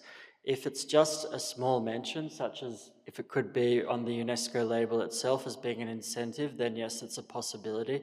But when it comes to cultural heritage as a human right, the fact that this, the conditionality of this is linked to some other conditions as well, and it will be in multiple chapters of the accession process within these reports, and for them to be considered closed, then reform needs to be undertaken. So what I would conclude to that is that cultural heritage, when it is inserted with another policy, particularly another policy goal, in this case, within the accession process in particular, there is strong evidence for it to being more of an incentive, and the conditionality of accession is more operable at this point, and that there is more of a conclusion to be, it can be more argued that cultural heritage governance and reform is being leveraged in this particular case through the conditionality. Would you like to add any more? It relates to the distinction between correlation and causation, because maybe you see indeed these are candidate countries, and you see some improvement. You can draw correlation, but to what extent can we talk of really causation, like the conditionality causing the improvement, and what are the steps that in the research can help us determine that it is indeed conditionality that is causing the improvement? So probably on this particular point on causation itself, so that was a subject of some of the interviews as well, particularly with actors on the other side. And what some of these interviews did say was that particularly they responded in a negative sense, that when there isn't the credibility of accession, then there isn't the desire to reform. And that if they did have credibility of accession, then they would reform. That was the first point of causation, so whether that's attributing it to another point as well. But secondly, within the interviews itself, there was demonstrated that they do have dedicated ministries in place for, and I did interview those ministries. These ministries themselves are dedicated to EU integration, and they do go through each of these chapters, and they do liaise with the relevant government bodies, and they do notice each year what is in these reports in particular. So in that case, by the virtue of the fact that with the interview data itself that did say that they do interact with relevant ministries, then there is an argument to be made that there is a form of causation by virtue of the fact that the ministries of integration, who are responsible for receiving these files and also liaising and labouring over them with the European Commission, then what that therefore means is that by virtue of the fact that they liaise with the other authorities, there is a form of causation which is occurring, which could be argued to go beyond mere correlation in that particular point. But for there to be proven causation, it would require a far greater longitudinal study and to probably demonstrate the extent to which a country moved from one particular point towards another one. So this is more of an ongoing process, but it is something which could warrant further investigation for even deeper causation proven. Thank you. Thank you. Ladies and gentlemen, we do not only have a thesis here today, but we also request our doctoral students to submit 2 additional theses, supplementary theses we call them. You find them on the papers you've been given. And these theses are as following. GDPR as a global standard and SME compliance burden, the General Data Protection Regulation has established a de facto global benchmark for data protection law. However, its uniform and stringent compliance obligations disproportionately burden small and medium-sized enterprises, which potentially raises questions of proportionality and legal certainty under EU law. The second thesis, environmental crimes under international criminal law. In order to ensure accountability and uphold environmental justice, the deliberate or negligent destruction of the environment should be codified as a crime under international criminal law. We do this because we want our students to demonstrate that they can also conduct legal thinking outside their thesis, and I think these 2 theses prove that quite so. Can I first ask the members of the jury whether they want to interrogate Joshua on any of these 2 theses? You do. Okay, you have the floor. I wanted to ask you about your first thesis, because I think I made a very similar point recently in a LinkedIn blog post. But I also see, because not only small and medium enterprises in Europe collect data, researchers do as well at universities. And we also have to comply with the GDPR. And this can be a huge burden, because unlike multinational companies, we don't have a phalanx of top-notch lawyers to actually do our GDPR stuff. We have to do it ourselves. And this sometimes can take weeks. So I was wondering whether your thesis somehow would extend to academia and researchers. Thank you. That's a very good question. So particularly on GDPR, so for those online, so it's the question about, just to summarize it for you here, what that therefore is that whether or not GDPR in itself is that whilst it is a global standard for data protection and privacy, which the EU is setting, any business which is worldwide, which is processing the data of EU citizens, must be GDPR compliant.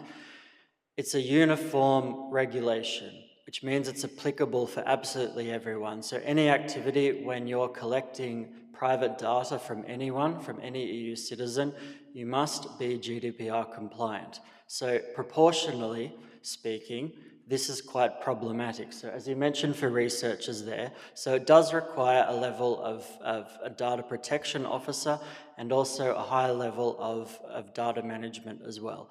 And this is a very high administrative burden for researchers, but also for small to medium enterprises. A very high cost burden. For a larger enterprise, they can absorb the cost, and they can also work out how that data collected could benefit their organization themselves. But when it comes to researchers, also for NGOs, and also for small to medium enterprises, for processing anyone's data, they have to have the same level of rigor by following the regulation. There's no leeway given at all. So my argument is that whilst it does provide for a global standard, and similarly as I mentioned with cultural heritage about the EU being a diffuser of norms of governance worldwide, GDPR is another example of this. By having a uniform regulation which is applicable to any organisation, no matter how many people it's dealing with, or even a researcher with private data, they will always be required to follow this. So I would argue that there should be proportionality clauses included within GDPR, and that should include some form of flexibility, particularly in terms of costs, in terms of personnel, and even in the processing of data itself. So, for a researcher, what I would argue is that it is too strict at this point in time, and it very much favours larger enterprises, but it does not at all give any flexibility to smaller operations. And I've had personal experience with an institute here at KU Leuven with processing this, and it is a terribly large administrative burden, I can tell you. So from this you could say that this particular supplementary thesis came from a place of experience, shall we say. So that's my argument, that it could have a bit more proportionality in place. That's what I think. Thank you. Ladies and gentlemen, the jury has had ample occasion now to interrogate our candidate, but this is a public defense, and there's also a public. Is there anybody in the public who would want to interrogate Josiah about either his thesis or his supplementary theses?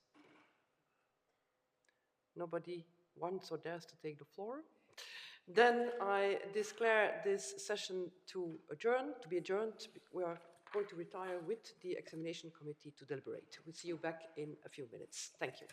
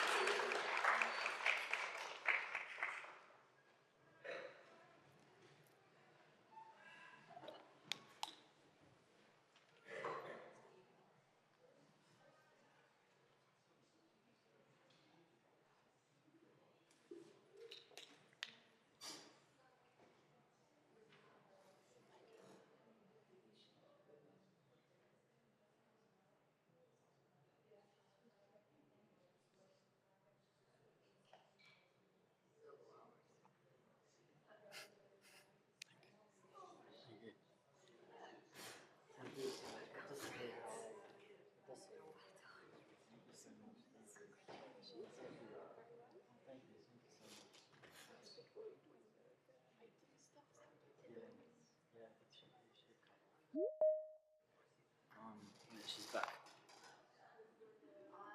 No, she's not. How's it going?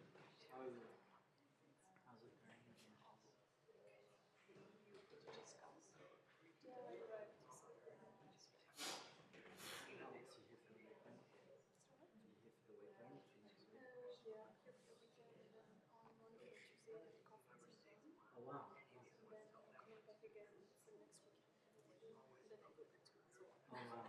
Thank you. Oh yeah, that's true, because it's some trains to Switzerland. So yeah, have you been able to do the river thing with the backpack?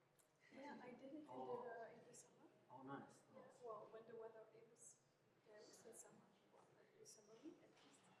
But now it's just too cold. But I still use the bag. Oh good. Like when I go to the swimming pool, like my backpack is stuck in there because it's like waterproof, right? So That's great. it's very nice. That's super useful. How were you? How was the preparation? Yeah, it was good. It was a good flu. Yeah, it was stressful. It was a good flu to get through, but it was pretty intense. So it was very good. Especially like, because I did like 10 versions of the PowerPoint. That was because you want to be reading off it too much, and I didn't know what to put. Yeah, that's good. You were so prepared, even for the questions. Like I was very impressed. Oh, thank you. No, I just tried to anticipate everything. Yeah, because they never know what you're going to do. It's similar to the PhD, the questions. It is.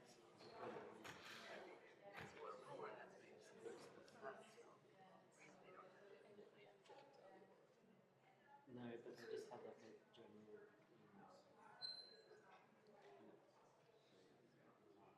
it's a bit, it could be good. It's like I feel better about it, the whole building up to it, especially not now through it, but just like the last week as well. And now do you have a little break to Yes. as No, it is. that's distracting. And I have culture and experimenting.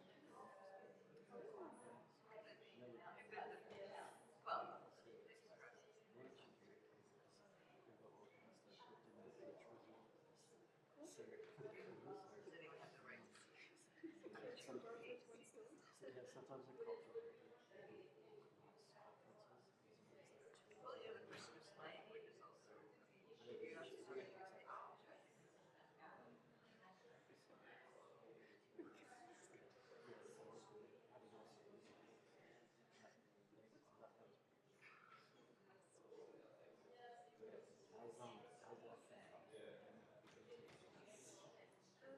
No, it's actually a bit of a shame.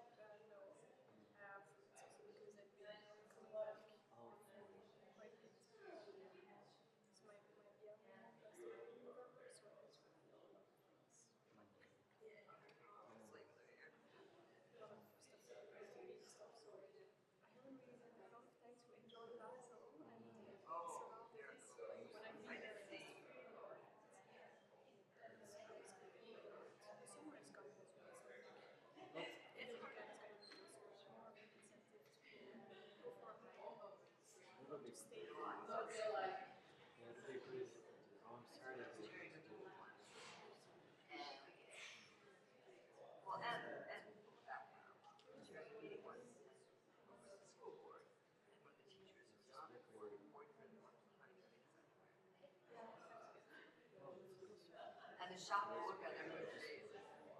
She, of course, could see it because she could see herself where she didn't know, like, that older woman Yeah, was that's attention, and she could see the comments that was elsewhere. they know how to live well. They do. They should. That'll be good. Yeah, it's like good culture. Are you going to look for California or are you just visiting? In Belgium, you should see very sometimes. I mean, extra. Okay. Everything is. They're having a lot of fun, so. Yeah, with cuts makes sense. They will cut funding in part that is relevant for them. Yeah, that would be Oh, cut. the journalist. The journalist who was on the wall, studies phone and his girlfriend pleasuring himself for getting the camera was on during a meeting of the publication. And it was like the Newsweek. It was Newsweek. So very It's a national journal. Newsweek got fired. that I also wrote in. So it's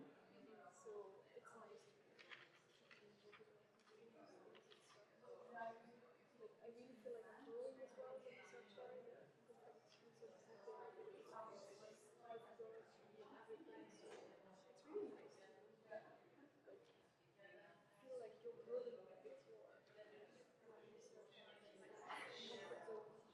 Well, that's a great treatment. Always been It'll come in handy. maybe it's really maybe this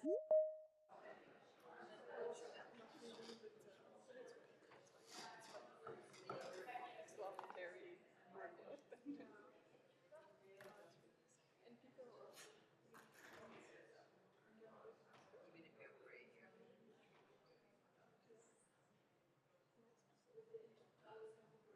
which department is it? It's in the social science department. It's the research commission. Inside social science, not like economics or. No, no, it's like social science, but there are the also I know. so it's a bit, yeah. It's also interesting actually because I've been doing mostly political science and economics stuff, and there is much more social science perspectives coming in. So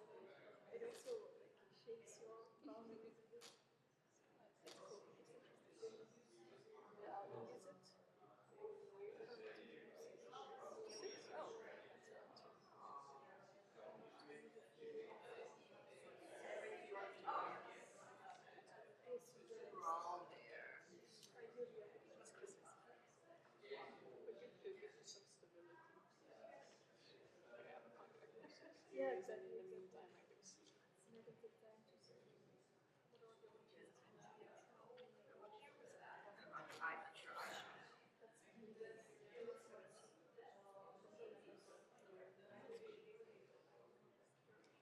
This was on Saturday. you just went. Yeah, I know. Oh, cool. You're not planning. Good luck with that process. I hope it. Yeah, it's all the forms and everything, so it just takes eventually. The problem is that others just come here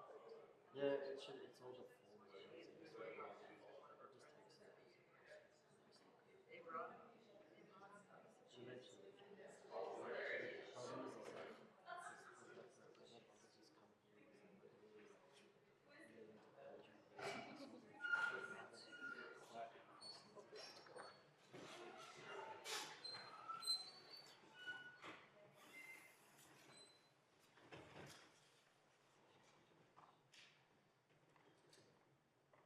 Ladies and gentlemen, before I proclaim the results of our deliberation, it's important, I think, that I inform you of the fact that our faculty does not award grades merit for PhD.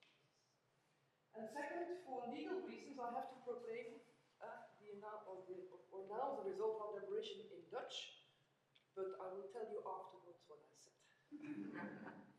Wij, voorzitter en leden van de examencommissie, aangesteld door de rector van de KU Leuven, en belast met het afnemen van het examen voor de graad van dokter in de rechten. Aangezien Joshua Davis, geboren te Woonga in Australië op 22 december 1988, vandaag het door hem opgestelde proefschrift en 2 bijgevoegde stellingen in het openbaar heeft verdedigd.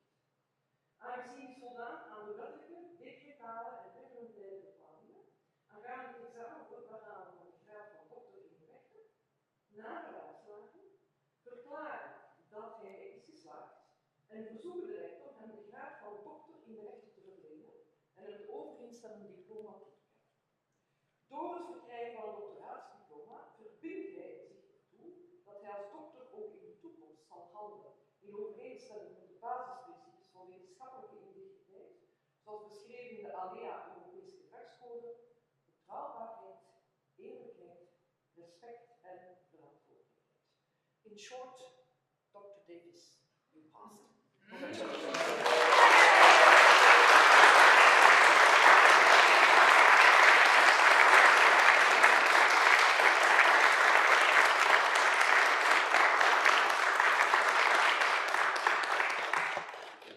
Before you get the floor, I will take the floor. Take a seat.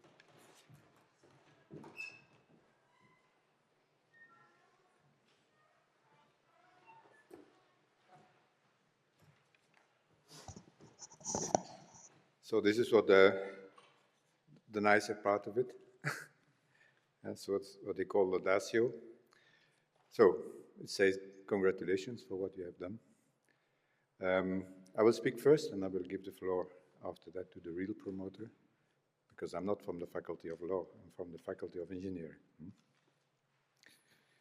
Anyway, so I thought it would be interesting to give some background on you, which of course I can find on LinkedIn.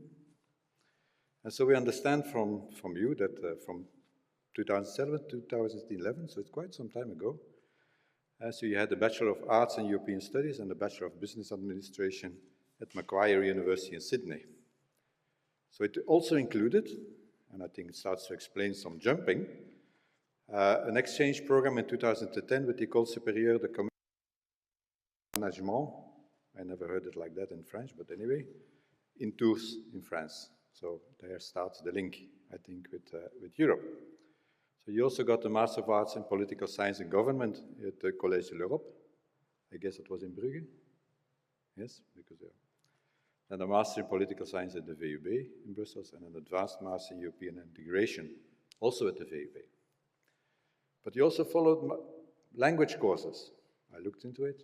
Mandarin, Arabic languages and literature, Dutch, because we have been speaking Dutch together, and even Turkish at the end, so probably to help your case. You also had various experiences before you came at the KU Leuven, so as a traineeship as a research assistant at the European Parliament. I think that was also, again, part of this bridge. Before that, I think I understood that you also worked in Australia, news library researcher, and so you also had some link with media and film, and collaboration with the Chamber of Commerce between Australia and France. All correct? It's all on LinkedIn. Aside that,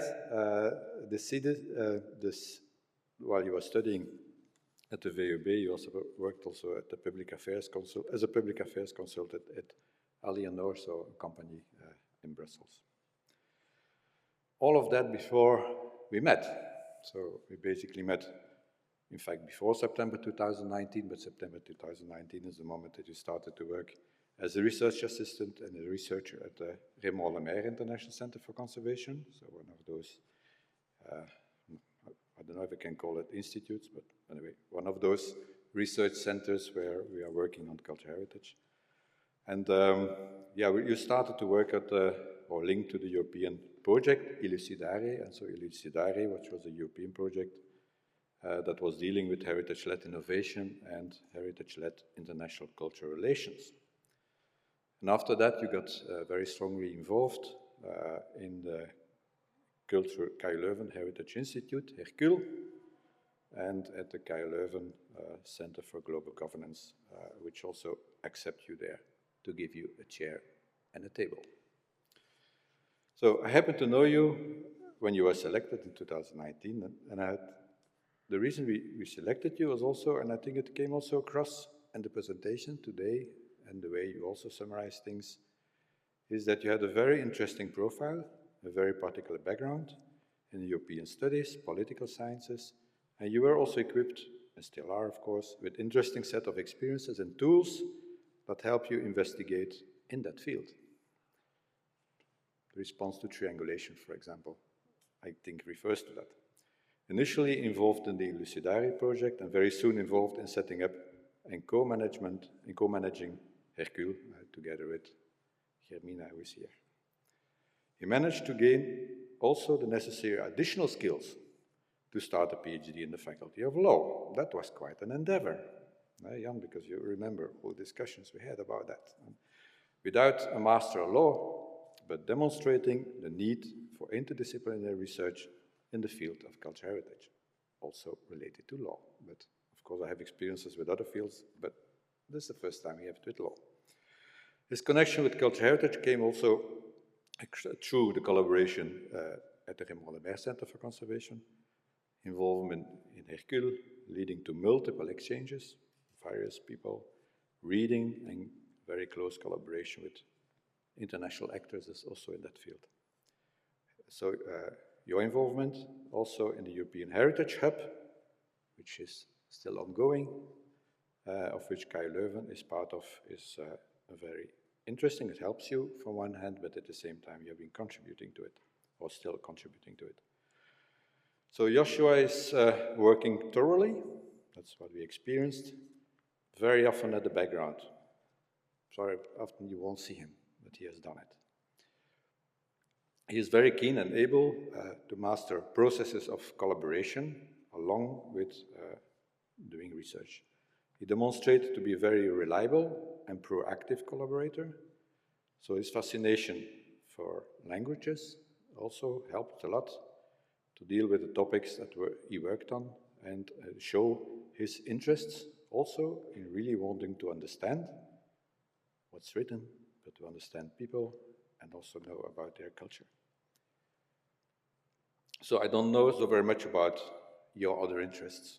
We are not that close and other types of activities, but I can understand, and I refer to what I found on LinkedIn, that all of these study achievements, our studies and research, must have taken a lot of your time. So in summer 2023, at the occasion of my participation to the General Assembly of ICOMOS. So ICOMOS is the International Council of Monuments and Sites, and so the international organization bringing together all the people dealing with built heritage, more or less, and sites. So I had the pleasure to meet Joshua's parents in Sydney, which was, of course, a nice encounter. So I wish you good luck to make your way. And I'd like to thank you for the many insights you have brought and shared with me and my colleagues, and also for your commitments to Hercule and its projects. Now I would like to pass the floor to Jan Wouters, who is the promoter, but not thanking him for taking up this challenge and opportunity, because I think it's also an opportunity, to act as a promoter of this PhD in the Faculty of Law. So thank you very much.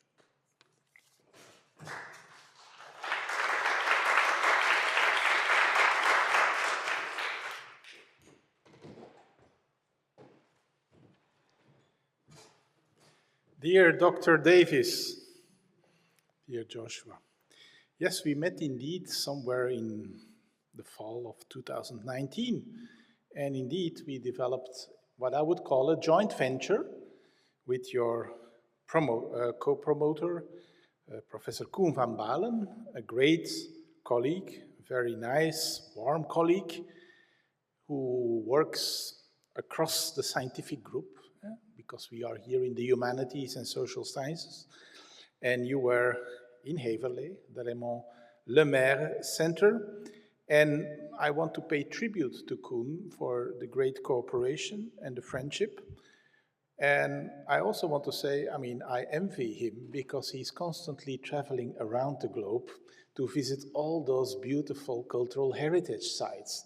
So in my international law course, I'm teaching about the case about the Temple of Preaviar, a very well-known case before the International Court of Justice, but I never been to the site. How many times have you been there? Twice a year he's going there. So I'm really envious. I think going into cultural heritage is definitely the right choice to make.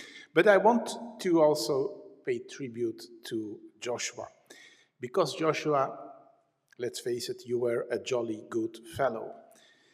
And let me start by saying something. You are so well educated and polite. I cannot say, when you receive emails nowadays from students, they can sometimes be very rude, very uncivilized and so on. But when I received emails from Joshua, they were always full of gratitude, and he always added, and I really quote, "I really appreciate it." So he always was appreciative of what I was doing, even if I felt, well, it's not a big deal what I just did, but he was always thankful, and so it really shows how well educated Joshua, and I have to congratulate the parents, of course, for that. But next to that, Joshua was always very eager to learn. He always took advice, he implemented it, he followed it, and you see it really in the thesis. He was always ready to learn because, yes, let's face it, he was not trained in law. And you do a doctorate in law. And not just in any field of the law, in European Union law, which, let's face it, is a bit of a minefield in terms of complexities, competences, technical language, impenetrable language of the European Court of Justice judgments and opinions and what have you. And he all took it, he learned it, he got into it, and he produced a great PhD. I'm also grateful for your help in teaching because, of course, that's one of our other responsibilities, and we have quite a number of international law courses. You participated in what we call the werkcolleges. You helped us out in our master's course on the law of international organizations, and you gave a guest lecture together with Emma there about, of course, UNESCO and cultural heritage. And I want to indeed pay tribute to you as being a real team member, making friendships with many of our colleagues at GGS, and in fact, many of them are here in the room, and that shows indeed the appreciation and the friendship. So for all of that, we are very grateful, it was a pleasure and an honor to act as your supervisor. And we do, of course, wish you the very, very best in your further career. From your PowerPoint presentation, I guess that one of those possible career moves may become the advisor or in the specialized unit on cultural heritage in the European External Action Service. I hope it will be created, and I think you would be an excellent candidate for that job. So, but know one thing, you're always very welcome to come back to KU Leuven and to our Global Governance Center.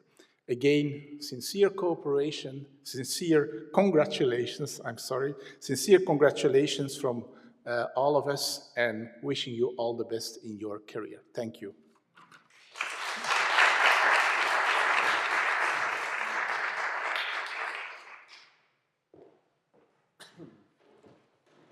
Well, thank you to all, and thank you to Professor Wouters and to Professor Van Baalen. And what I would like to say is I do have some words of thanks here and to acknowledge everyone, and particularly to notice that completing a doctoral thesis is not an individual effort, it is a team effort, and even though it might be me here, this is a point in time in which I feel that I really need to thank everyone here. So, firstly, what I would say is that completing a doctoral thesis has been a journey that's filled with challenges, discoveries, and growth, and it would not have been possible without the guidance, support, and encouragement of many individuals and institutions to whom I'm deeply grateful. So first and foremost, I wish to extend my deepest gratitude to Professor Dr. Wouters and also Professor Dr. Van Baalen, whose unwavering belief in me has been both humbling and empowering. As they've both mentioned, I did not have a master's in law, and when Koen had suggested to me that I do it in law, I thought this was an extremely daunting task, and I was very surprised that I was even considered to be on board with it, but I thought, well, if I'm being considered, I have to do it right, but that also means then that it does require a lot of patience from the other side as well, and particularly a lot of very basic legal mistakes that I made at the very beginning, which were especially apparent for the first few years as well. So I'm very thankful for the patience as well, but particularly for both of you, the unwavering belief in me has been both humbling and empowering.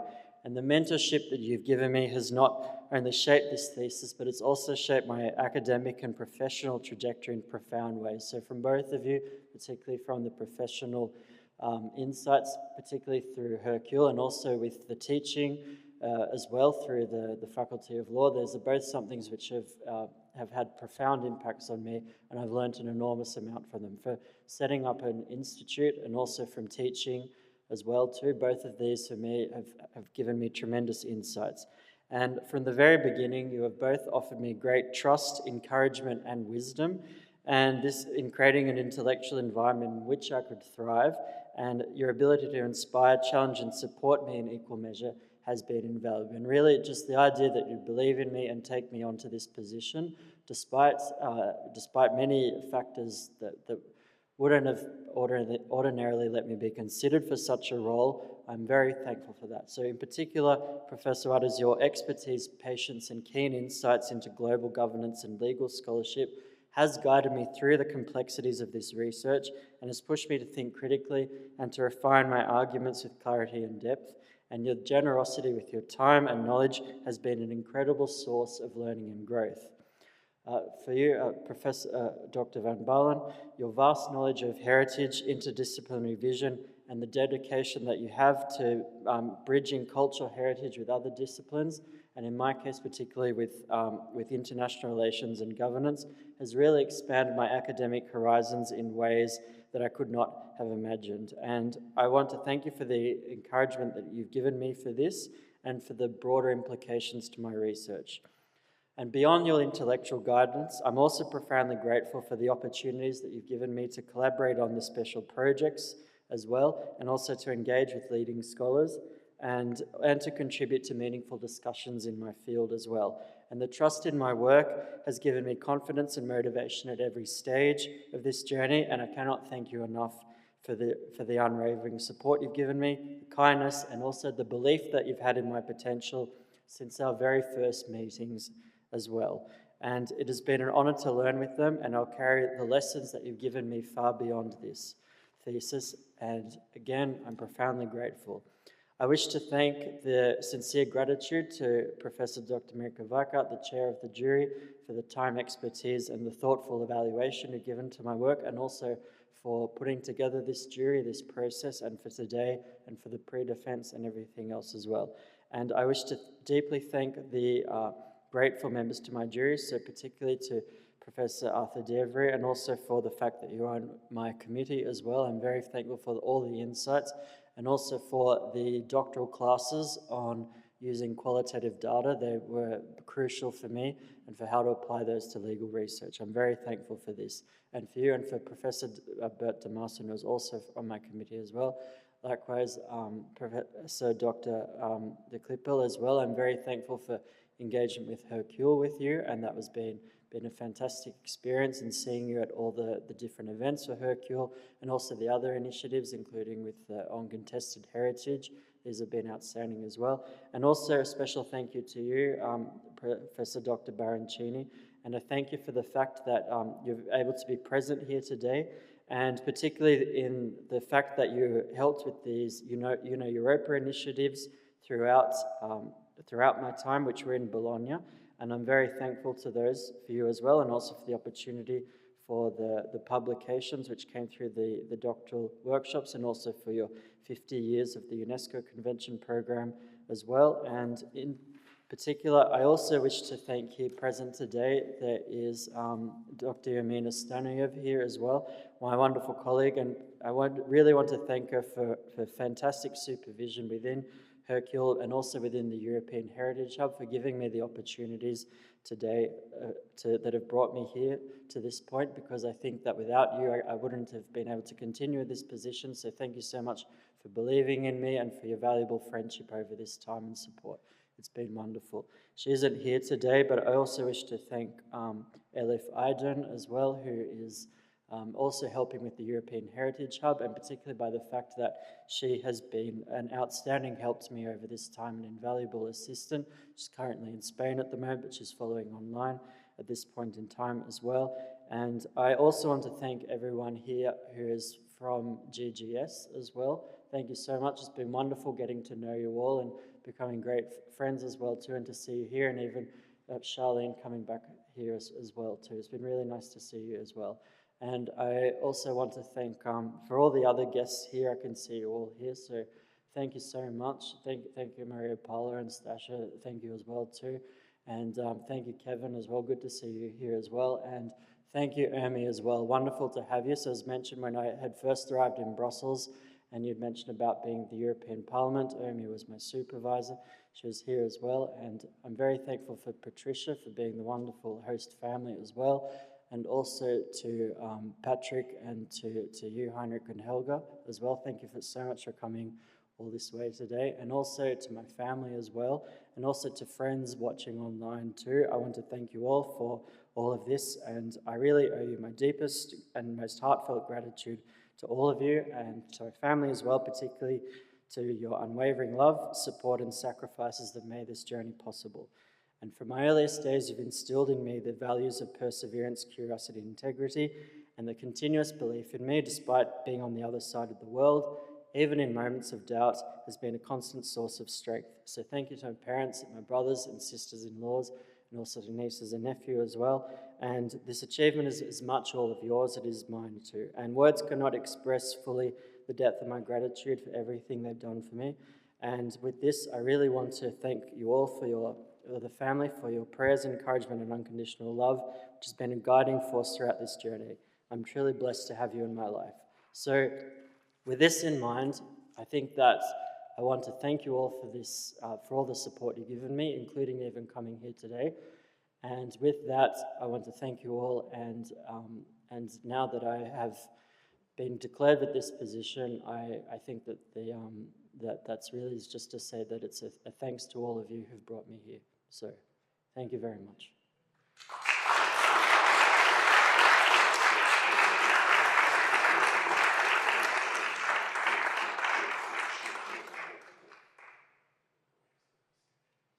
And the reception will be held just up the street in the Kappel Hogenhofer College, which is just further up, I think Naamsestraat's number 70, I think it's up that end. So in the chapel inside there. So you're all welcome to attend. There's food, drinks, plenty of things there. Come and join. Thank you. And thank you to everyone else. Congratulations, Joshua, and goodbye to all of you. Bye-bye. Thank you. Thank you. Thank you so much. Oh, yes, true. Yes, indeed.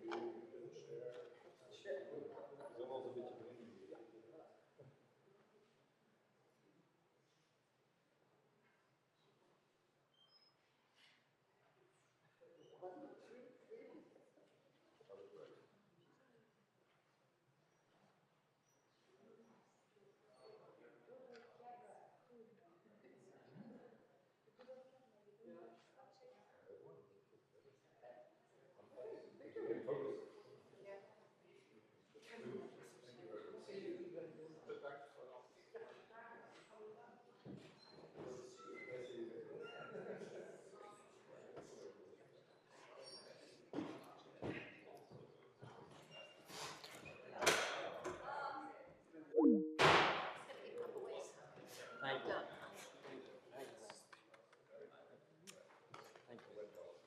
I'm not joining you for the reception, but congratulations. Thank you so What much. are you going to do now? I'll still be working since Taylor. Oh, okay, you still stay for a while. And then you're looking for another job in Europe? We'll see. I'll see what happens. Okay. But I still have It was very interesting because I'm not always interested in the subject, but this time I was. Oh, thank you. And you did very well. Thank you so much. Thank you. You're the heart. Yeah.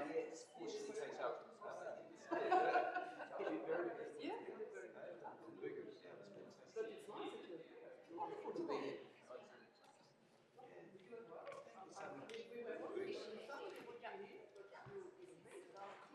Yes. Well, we cannot deny that they're brothers, right? Exactly right. But it's of course once in a lifetime. Really very old, yes. Very special. Seriously special.